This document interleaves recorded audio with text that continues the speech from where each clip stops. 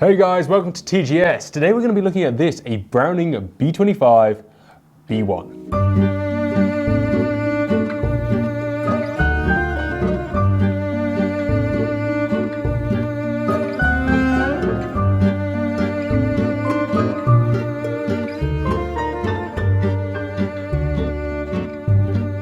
So this is a B25 B1 trap by Browning. This particular one is a 1975 vintage. It's quite cool, aka 205. We'll start at the back. It has the original Browning trap pad. Most of them will have been replaced at this point, and you can see why they don't age particularly elegantly. And I say don't age particularly elegantly, it's because it's, is what it is, isn't it? If it lasted forever, it wouldn't be rubber. Always love this little black and white edition. It's a real shame that dropped and's gone out of fashion, but I should have put that on the TGS gun, really. They pretty much all come with very, very nice wood of varying qualities, but they all come with a very, very nice wood.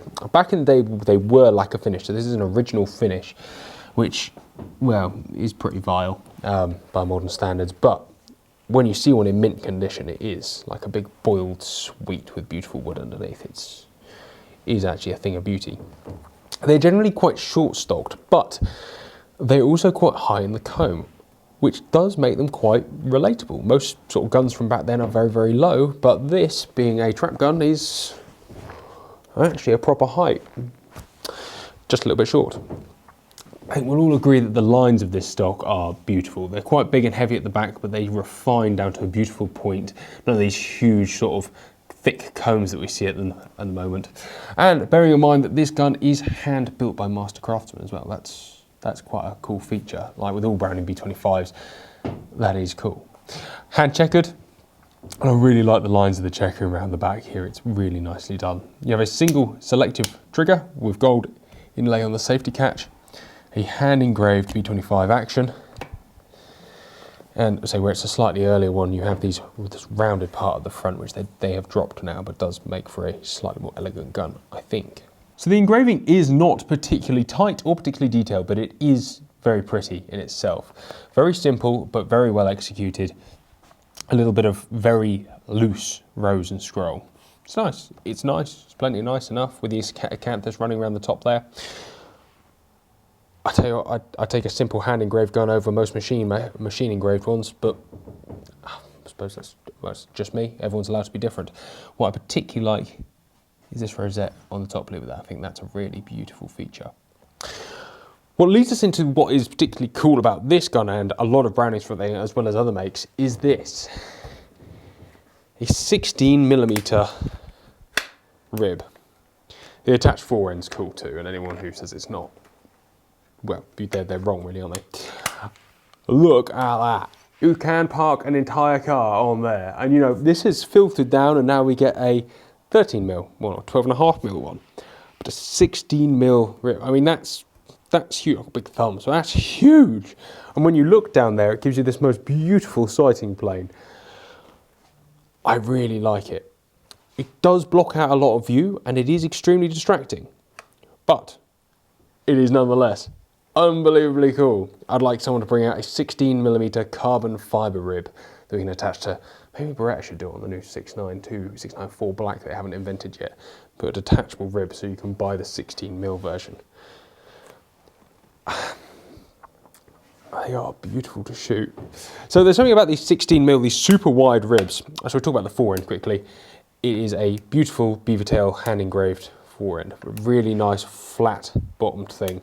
Very nice and very typical of a 1970s trap gun, which filtered through, well, I suppose, to now in some styles in a lot of sporters, but beautiful. So there's something very amusing about shooting a wide-ribbed gun like this, in that it does put you in your own little world. When you mount that gun, and all you can see is this big flat. I don't know, trying to put my finger on it, it definitely helps you and your gun position. A lot of people we see, and fit a lot of guns, a lot of people get the gun cant, either that way or that way. A lot of it's to try and make a gun fit, but it is literally impossible to do this with this rip. You have to have it flat, or else you can see just a slight bearing in degree where it is so wide. Does that help shooting? I don't really know. It is not a particularly versatile thing shooting with these wide ribs. I had a Nikko Shadow Indie back a few years ago now, and it was awesome, but it was not versatile. You know, you couldn't peek around the side of the gun for a second target, that sort of thing. But you learned to shoot, and it was very, very nice. Just a beautiful piece of history. The interesting thing about these guns is they vary in price quite so much. So you can pick one of these up from as little as £1,000 in fairly bad order, up to, I think there's one online at the moment for £4,000. This one, I believe the guy who owns it actually got it from Holt's Auctioneers, picked it up for, I think, including commission, 1,600 quid, and it comes with a set of 7 teague chokes, so it's teague choked. Originally they would have been quite open choked. You'll find most of the chokes would have been bastardised at this point, whether they were converted for sporters or game guns and all sorts across the course of the years. But teague choked for that sort of money, that is the same as a new 525 for a hand-built gun. And in terms of tightness, it's actually all right, you know. It's very all right. If you refinish that wood, it would look like it was 25 years younger. I've got a huge soft spot, well, I've got a huge soft spot for any 1970s and 80s trap guns. I think they're all beautiful, especially something that is actually genuinely beautiful as well. That is Browning B25 B1 trap. Guys, take care. It's been brilliant. Stay safe, and we'll see you next time.